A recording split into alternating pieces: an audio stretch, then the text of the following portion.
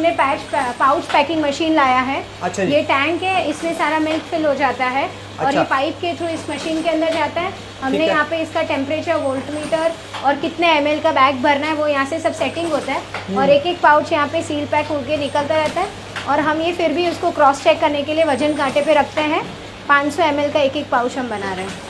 अच्छा, तो आपको इसकी ज़रूरत क्यों पड़ी, उसके बारे में आप बताइए आप। हाँ, मैं बताती हूँ जी। हम लोग पहले ग्लास बॉटल में मिल्क देते थे तो जी। उसमें बहुत सारे इश्यूज थे। अच्छा। ये इस तरह की ग्लास बॉटल में हम मिल्क फिल करके देते थे। ठीक तो है। अब इसमें ऐसे तो बहुत अच्छा है कि ग्लास बॉटल है, पर इसके बहुत सारे ड्रॉबैक्स भी हैं। जी। सबसे पहला ड्रॉबैक ये है कि यहाँ पे बॉटल जो है वो क्लाइंट के यहाँ से एक तो कलेक्ट करनी रहती है, जी। क्लाइंट उसको क्लीन नहीं देते हैं।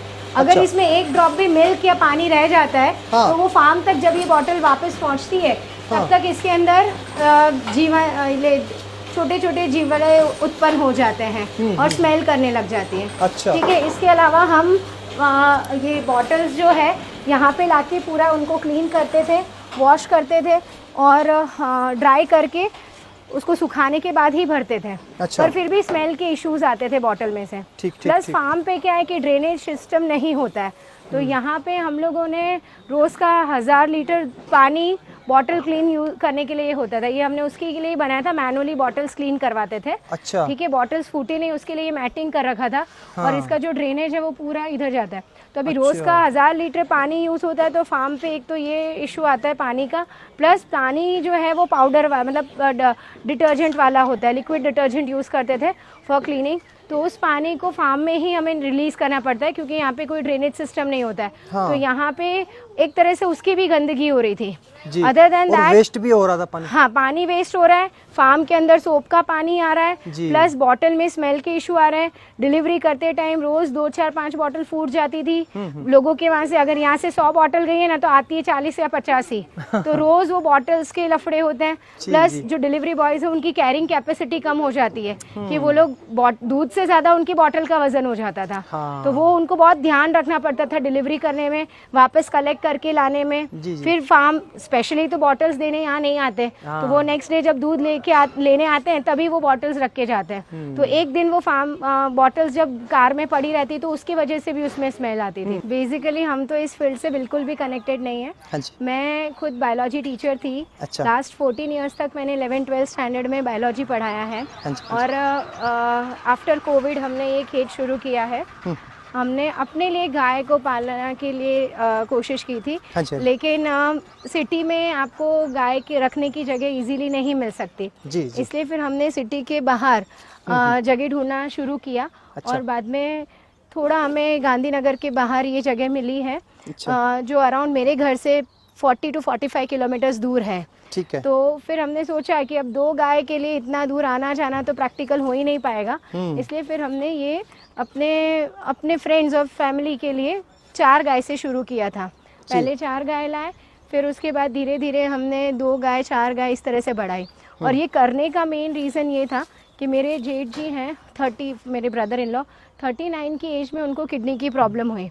और 1 साल तक हमने उनका बहुत सब ट्रीटमेंट सब करवाया और तब हमें पता चला कि उसके पीछे का रीज़न पोल्यूशन, फूड, हमारा एनवायरनमेंट यही था। तो फिर हमने सोचा कि क्यों ना कि अब जो हो गया है उसको तो एक्सेप्ट करना ही पड़ेगा। पर अब अपने नेक्स्ट जनरेशन को, अपने बच्चों के लिए और नेक्स्ट जनरेशन के लिए कुछ अच्छा कर पाएँ, इसलिए हमने सोचा कि देसी गाय का पालन करना सबसे उत्तम रहेगा, ताकि हम लोग को अच्छा खाना, अच्छा एनवायरनमेंट, दूध, दही, घी सब अच्छा मिल सके। और साथ साथ में देसी गाय का गोबर तो ऐसे आपको पता ही है कि कितना न्यूट्रिटिव है, तो उससे हम लोग जैविक खेती भी करते हैं। अच्छा, आपसे मैं एक बात पूछना चाहूँगा कि आपने देसी गायों में गिर के ऊपर ही काम करना क्यों चाहा? आप और भी बहुत कोई भी देसी गाय का कर सकते हैं। अच्छा। पर हमारे यहाँ पे 2 तरह की मेन है, एक है काकरेज और एक है गिर। तो गिर क्या एक्चुअली कंपैरेटिवली इनका नेचर बहुत ही पोलाइट और शांत होता है, इतनी एग्रेसिव नहीं होती है।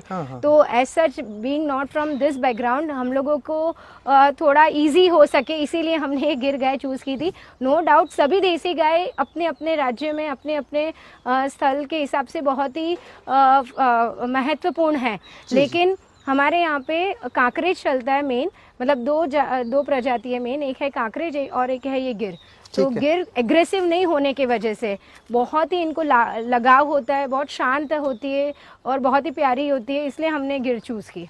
तो आपके इस फार्म पर जो काम करने वाले कर्मचारी हैं, हाँ। उनकी संख्या कितनी है? अराउंड 15 लोग हमारे यहाँ पे काम कर रहे हैं। जो सारे फार्म की देखभाल करते पूरा, हैं। हाँ।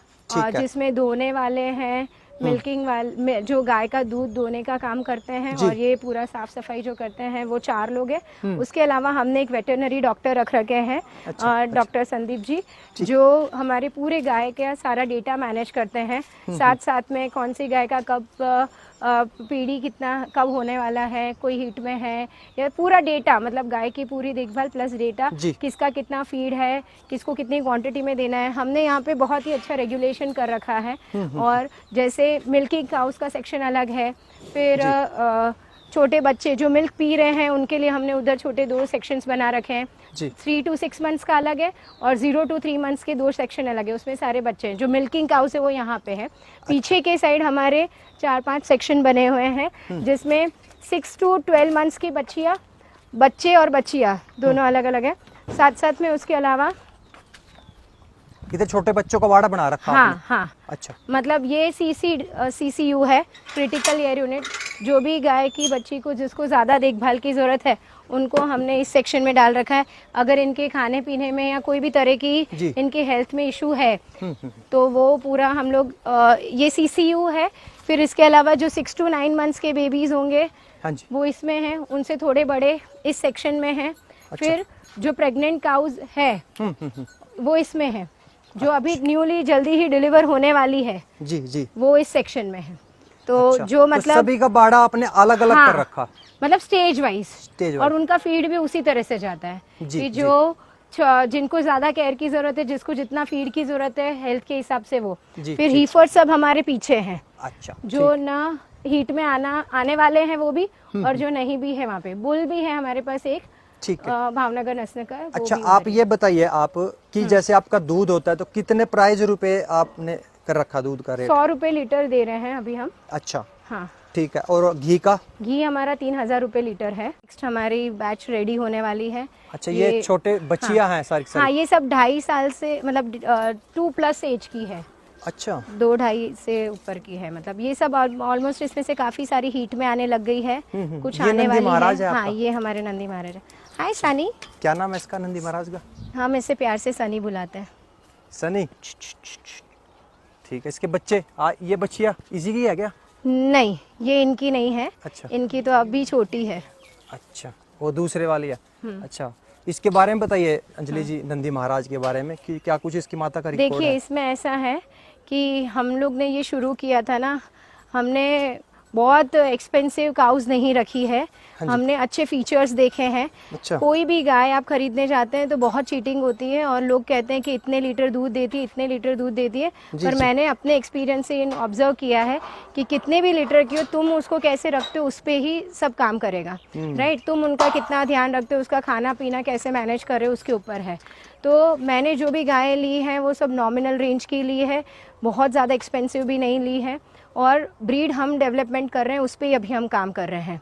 राइट, पहले इतना ज़्यादा नहीं ध्यान दिया था, पहले हमने नॉर्मल रेंज की काउस ली थी, पर अब हमारा मेन फोकस है कि अच्छी ब्रीड डेवलप करें ताकि अच्छे जनरेशन डेवलप हो, जिससे मिल्क की क्वालिटी और क्वांटिटी दोनों मेंटेन रहे। आपके यहाँ पर मैक्सिमम एक गाय कितना दूध निकाल पाती है?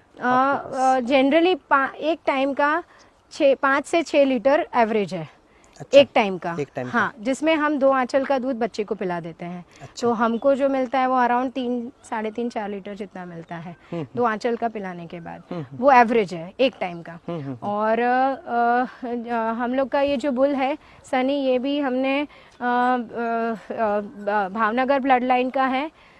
जी जी। और इनके जो भी जनरेशन है, फीचर सब अच्छे हैं। इनके बच्चे अब पहली बियात के हैं हमारे पास। अच्छा। वो उधर पीछे हैं, वो सब उन्हीं के बच्चे हैं, पर अभी तक कोई रेडी नहीं हुआ है। 30 से 35 लीटर दूध का दही बनाते हैं, दही का बिलोना करते हैं और फिर उसका घी बनाते हैं ट्रेडिशनल मेथड से, चूल्हे के ऊपर मिट्टी के बर्तन में गर्म करते हैं। अच्छा। और इसमें हम मलाई नहीं निकालते हैं। एक्चुअली घी में क्या है, बहुत सारी तरह की मिलावटें होती हैं। जी जी। कि आप गिर गाय का घी देखेंगे तो आपको बहुत अलग अलग प्राइस रेंज में मिलता है। राइट, तो अगर लोग मलाई में से घी बनाते हैं तो उसकी प्राइस कम हो जाती है, क्योंकि वो दूध का कुछ और यूज़ कर लेते हैं। अपने ऐसा नहीं करते। Whole milk is use to make curd, and curd में से फिर मक्खन निकाल के घी बनता है। हाँ, उससे ना पौष्टिकता भी बरकरार रहती है। राइट, क्योंकि मलाई निकल जाएगी। हाँ। एक्चुअली मलाई जो है वो तो सिर्फ फैट है, तो जी। उसकी न्यूट्रिटिव वैल्यू नहीं होती है, वो सिर्फ फैट होता है, ठीक है। और इसमें क्या होता है कि पूरा दूध का जो भी कंटेंट है वो दही में कन्वर्ट हो जाता है, तो दही की तो और ज़्यादा न्यूट्रिशनल वैल्यू बढ़ जाती है, तो वो जो घी है वो ज़्यादा रिच हो जाता है न्यूट्रिटिवली। जी जी जी।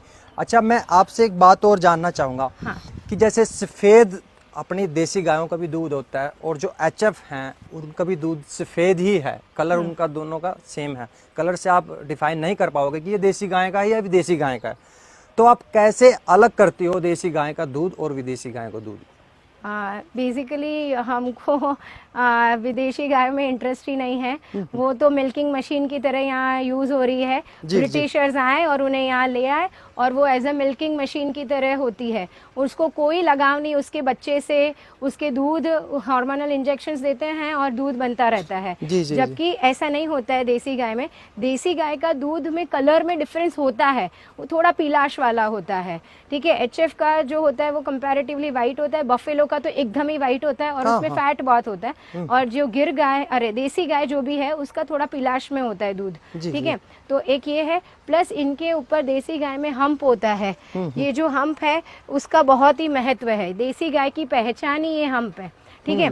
तो नो डाउट गिर गाय के फीचर्स अलग हैं, पर कोई भी देसी गाय में ये हम्प होती है जिसके ऊपर सनलाइट गिरती है, और सनलाइट की वजह से यहाँ पे सूर्य केतु नाड़ी होती है, जिसकी वजह से जो इसका दूध है वो और ज़्यादा न्यूट्रिशनली रिच हो जाता है, मिनरल्स उसमें बढ़ जाते हैं, और उसकी वजह से उसका दूध का जो कलर है वो थोड़ा पीलाश में हो जाता है। गाय का दूध मीठा ही होता है, इसलिए आपको उसको स्वीट शक्कर वगैरह भी कुछ डालने की जरूरत नहीं है। सही। और गाय के दूध में कंपैरेटिवली फैट कम होता है, 3 to 6 ही फैट होता है,